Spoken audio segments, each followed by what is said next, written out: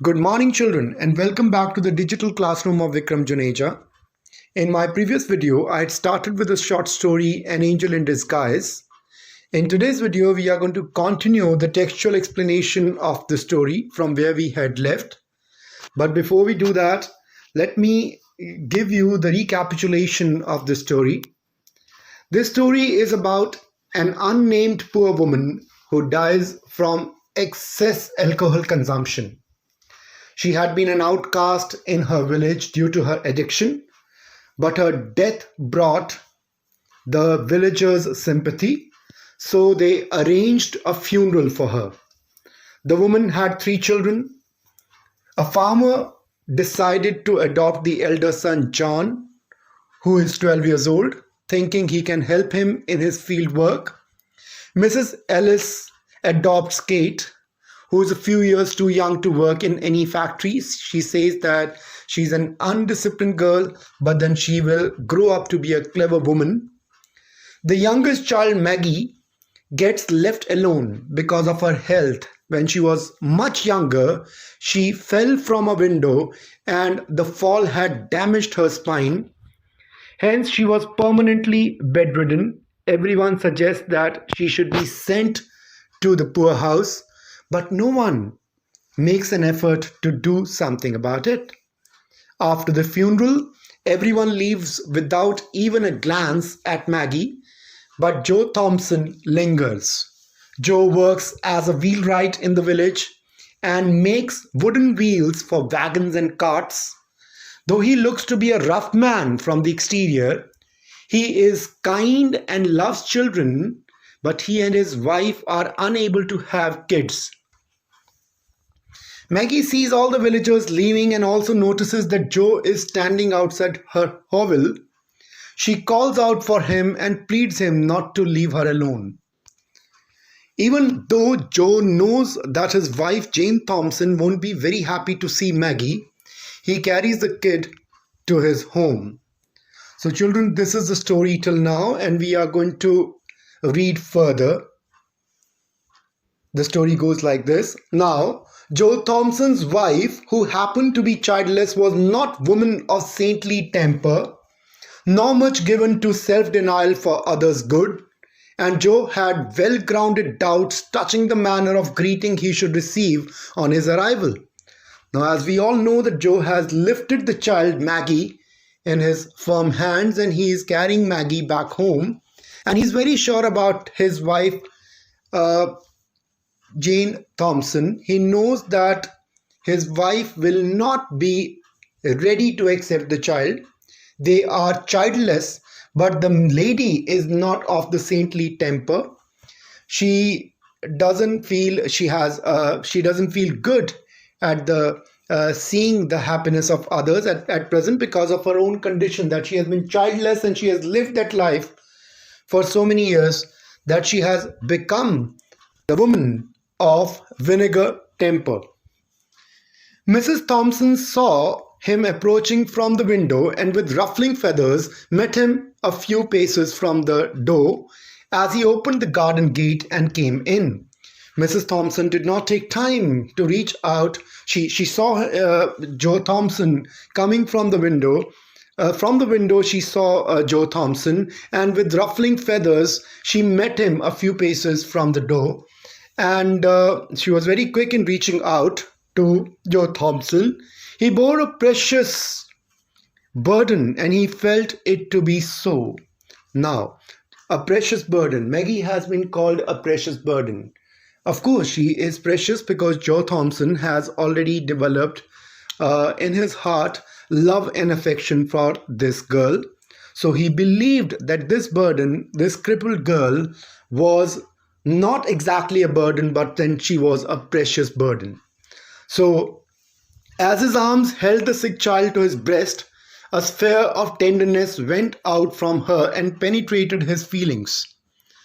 Now, when he held the sick child to his breast, when he actually was carrying Maggie, it seemed that the tenderness of the child was penetrating deep into the heart of Mr. Thompson, and his feelings were aroused, the feelings of sympathy, empathy, love, affection all these emotions actually came out of Joe Thompson. He was already in all readiness. He accepted Maggie.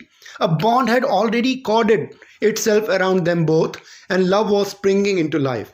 Now we know that there was a bond which had already been built between Joe Thompson and Maggie, and there was love springing into life.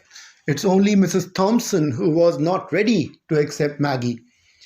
"What have you there?" sharply questioned Mrs. Thompson. Mrs. Thompson was very sharp in actually asking Joe Thompson, because she could foresee that Joe Thompson had this kind of a belief that he would be keeping Maggie there. So she was very firm in asking him as to what have you got there. Joe Thompson replied. Joe felt the child start and shrink against him. The little Maggie, of course, she actually shrank, her body shrank, and she became a little frightened, so as to say. He did not reply except by a look that was pleading and cautionary, that said, "Wait a moment for explanations and be gentle."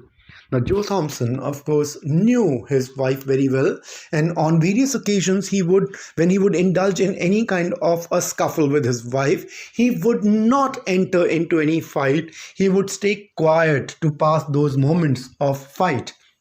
This time also, he did not reply. He just gave a look which was a pleading look, which was a cautionary look. As if he was trying to say that you need to wait for a moment before he could give any explanation. And he was also asking his wife in those gestures that she should be gentle. And passing in, carried Maggie to the small chamber on the first floor and laid her on a bed. He passed that particular small chamber on the first floor. He reached out to the first floor in that chamber, and he laid Maggie on the bed.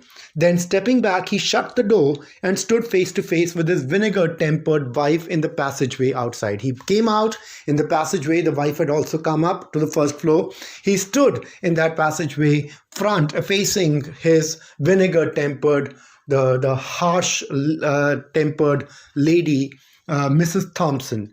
Mrs. Thompson asked, "You haven't brought home that sick brat?" Anger and astonishment were in tones of Mrs. Joe Thompson. Her face was in a flame. Now, she asked sharply again, "You haven't brought that brat home? You do not intend to keep Maggie with you?" And there was anger in her tone. There was astonishment in her tone when she asked this question from Joe Thompson. Her face was flaming in anger. "I think women's hearts are sometimes very hard," said Joe. Joe, of course, knew about it, so he said that women's hearts are sometimes very, very hard. Usually, Joe Thompson got out of his wife's way or kept rigidly silent and non-combative when she fired up on any subject. It was with some surprise, therefore, that she now encountered a firmly set countenance and a resolute pair of eyes. Now, if you see in the past, this was the kind of reaction Joe Thompson would give to his wife, Mrs. Thompson. Whenever they would indulge in any kind of a fight, he would try and avoid that situation. He would stay quiet. He would move out of the way of the anger of his wife. But this time it was a little different. Mrs. Thompson was taken by surprise because she could see Joe Thompson standing firmly in front of him, in front of her, and he seemed to be quite resolute. His eyes were suggesting that he was ready to confront Mrs. Thompson on this issue. Women's hearts are not half so hard as men's. Now that's the opinion given over here, that the hearts of the women are not half that hard as the heart of the men.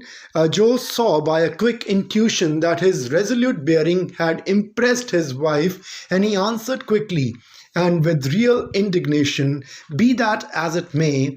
The gestures were very, very firm when he spoke, when he could understand that his wife was already impressed by the resolute gesture of Mr. Thompson. He said, "Be that as it may." Every woman at the funeral turned her eyes steadily from the sick child's face, and when the cart went off with her dead mother, hurried away and left her alone in that old hut with the sun not an hour in the sky. He said, every woman in that particular, after the funeral, at the funeral, turned their eyes steadily from the sick child, and they all the ladies actually went away from that sick child, Maggie. And when the cart went off with her dead mother, when the cart took away the dead body, the body of the mother, and everybody left that place, and the old hut was left where the sun was going to set within an hour, and Maggie was left all alone over there. Where were John and Kate? Asked Mrs. Thompson. Now, this was a question that if everybody had left, there were two more siblings of Maggie, John and Kate, where they were. To which Mr. Thompson replied, Farmer John's tossed John into his wagon and drove off. Katie went home with Mrs. Ellis, but nobody wanted the poor sick one. Send her to the poor house was the cry. So he explained it further as the things had unfolded over there in the hut, in the hovel. He said that Farmer John's had taken away John being stout, okay, and Katie was taken away by Mrs. Ellis, but no one bothered to pick up the sick child.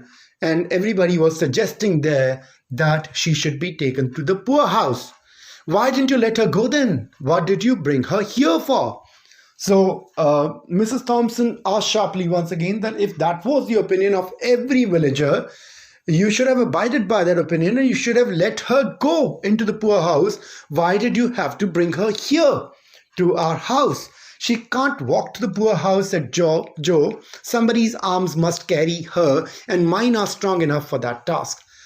Joe Thompson replied that, of course, Maggie is crippled. She cannot walk all by herself to the poor house. Somebody's arms have to carry her. So I thought that my arms are strong enough to pick that child. So I thought that I am good at performing that task of bringing her over here.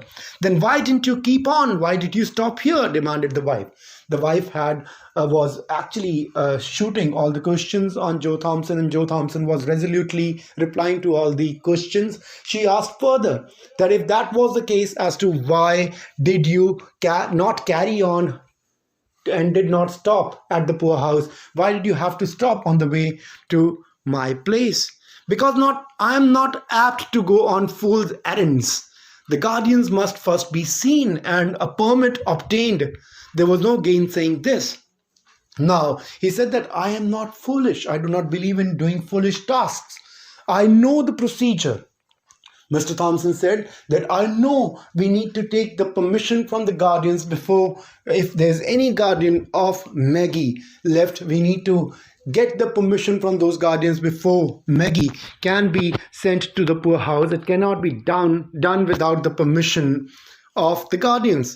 When will you see the guardians? Was asked with irrepressible impatience. That means you cannot repress that impatience which Mrs. Thompson was showing at this point in time. She was quite impatient at the fact that Maggie was lying in her house. So she asked again as to when are you planning to see the guardians?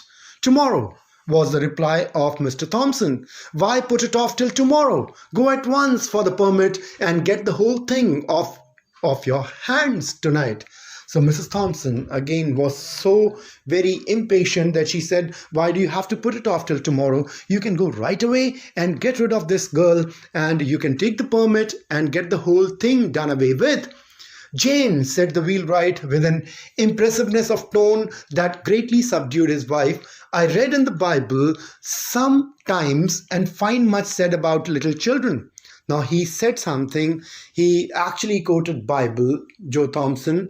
He said it in such an impressive tone that Mrs. Thompson was subdued by that particular tone. He said that I've read in the Bible sometimes, I have read a lot, and there has been a lot said about the little children. And there's one particular incident where the Savior rebuked the disciples who would not receive them, how he took them up in his arms and blessed them, and how he said that whosoever gave them even a cup of cold water should not go unrewarded. So he's trying to teach Mrs. Thompson that this is something he has read in the Bible which has benefited him, and he has actually implemented that in his life. And that thing is that God once scolded all those disciples who would not receive the little children. And he took all the little children in his arms and blessed them. And he even said that those people who were responsible of for even giving those children, the poor children, even a cup of cold water should not go unrewarded. So he's actually following the Bible, and he is trying to do a good deed by keeping Maggie at his place. Now, it's a small thing for us to keep this poor motherless little one for a single night, to be kind to her for a single night, and to make her comfortable for a single night. He said that we are doing such a small thing by just keeping Maggie for one night, and she's a poor motherless child. We are trying to do a good deed, and we do not have to pay a heavy amount on account of that. We are just keeping her for a single night. We are just being kind to her for a single night, and we are just trying to provide her some kind of a comfort for a single night. Okay, children, now we shall read further. The voice of the strong, rough man shook, and he turned his head away so that the moisture in his eyes might not be seen. Mrs. Thompson did not answer, but a soft feeling crept into her heart. Now, when Mr. Thompson said all this to his wife, though he was rough in his exterior, this strong, rough man, his voice was also shaking, saying all this. He turned his head away. He did not want to showcase his softness to his wife. There were tears in his eyes. He was overwhelmed with emotions. Mrs. Thompson also did not answer. She had that soft feeling which was creeping in. Her heart was also becoming soft now. Look at her kindly, Jane. Speak to her kindly, said Joe. Think of her dead mother and the loneliness, the pain, the sorrow that must be on all her coming life. The softness of his heart gave unwanted eloquence to his lips.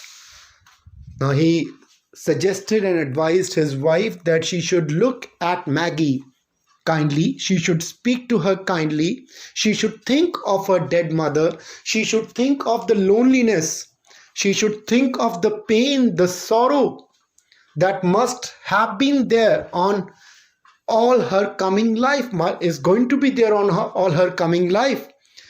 Now, when he was so soft in his speech, there was eloquence in his voice, there was such attraction in his voice.